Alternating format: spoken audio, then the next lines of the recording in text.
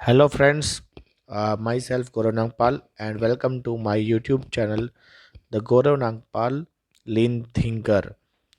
आज का जो ट्रेनिंग मॉड्यूल है वो 4M चेंज पर है। 4M चेंज एक क्रिटिकल प्रोसेस है जो हमारी इंडस्ट्री में यूज़ किया जाता है। 4M change management, strategic planning.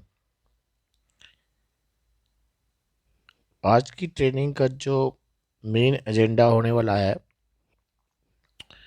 आज हम सीखेंगे कि 4M चेंज का पर्पस क्या होता है, definition of 4M, what is 4M, what is process 4M change communication and 4M change categories and future content।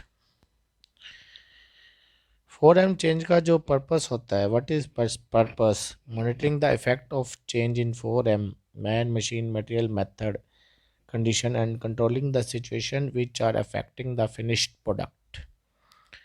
मतलब 4M चेंज की हमें कंडीशन को मॉनिटरिंग करना होता है और उन सिचुएशंस को कंट्रोल करना होता है जो हमारे फिनिश्ड प्रोडक्ट को इफ़ेक्ट कर रही हैं। एंड 4M चेंज का डेफिनेशन क्या होती है, एनी एडिशन अपडेशन और deletion in pre approved procedure is called 4M change. मतलब हमारे जो भी प्री अप्रूव्ड प्रोसीजर होते हैं उनमें कोई भी एडिशन करना, अपडेशन करना और डिलीशन करना ही 4M चेंज कहलाता है। अब अगर हम बात करें कि व्हाट इज़ 4M, 4M होता क्या है। 4M बेसिकली हमारे लिए होता है मैन, मशीन, मटेरियल और मेथड।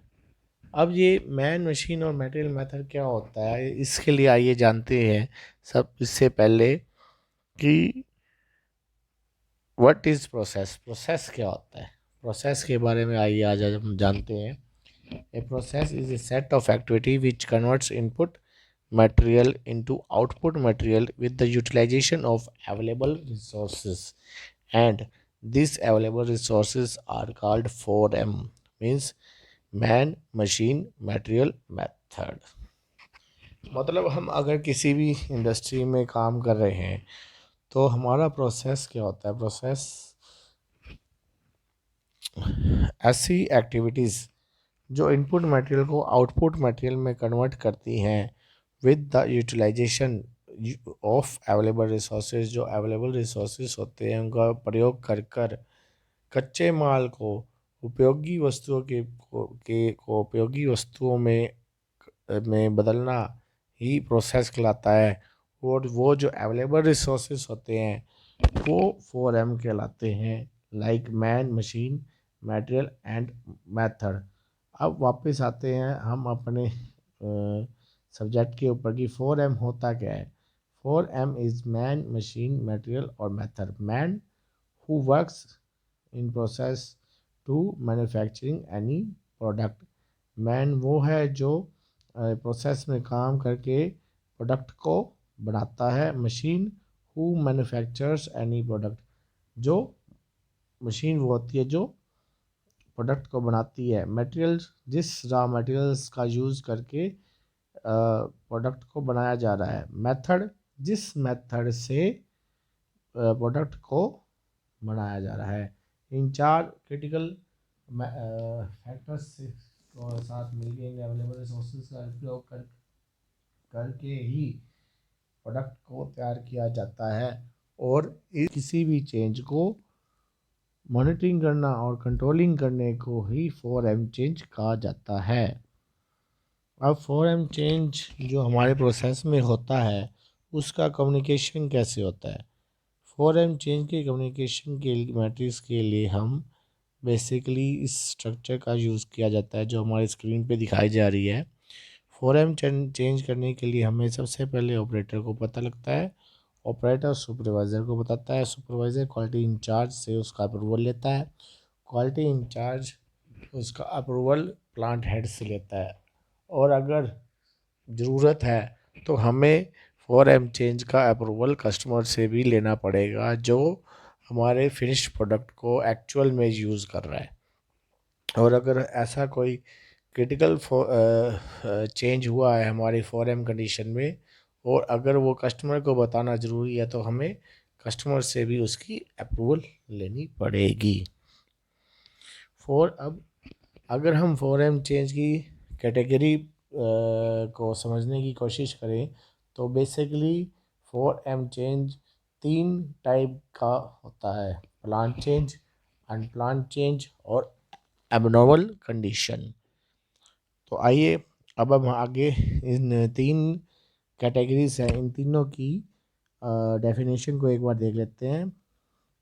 सबसे पहले अगर हम बात करें प्लान चेंज की, प्लान चेंज क्या होता है? When we have the information for any change it is called plan change.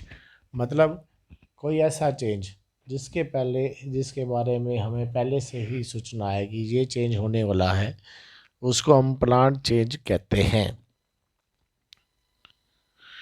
Unplanned change, when we don't have any information for any change it is called unplanned change।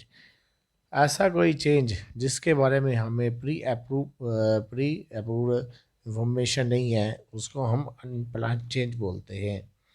ऐसा कोई sudden change जो process में एकदम से आ जाता है तो हम उसको अनप्लान चेंज बोलते हैं। Third one is abnormal condition. When any abnormal condition occurs against defined procedure it is called abnormal condition। अब abnormal condition क्या होती है? अब हमने अपने प्रोसेस को पहले से ही प्रोसीजर को अप्रूव कर रखा है सभी एस्पेक्ट्स को कंसीडर करते हुए, लेकिन फिर भी अगर कोई एबनॉर्मल कंडीशन आ जाती है तो उसे हम एबनॉर्मल कंडीशन बोलते हैं।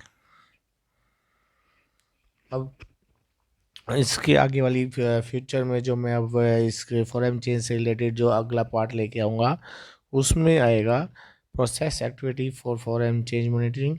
हमारे पास प्रोसेस 4M चेंज को मॉनिटरिंग करने के लिए क्या प्रोसेस एक्टिविटीज़ होती हैं उनके बारे में डिस्कस करेंगे, और 4M चेंज मॉनिटरिंग क्राइटेरिया और 4M चेंज की को मॉनिटरिंग का क्या क्राइटेरिया होता है, किस चेंज पर क्या हमें रिएक्शन लेना है, वो सभी हम अपनी नेक्स्ट वीडियो में डिस्कस करेंगे।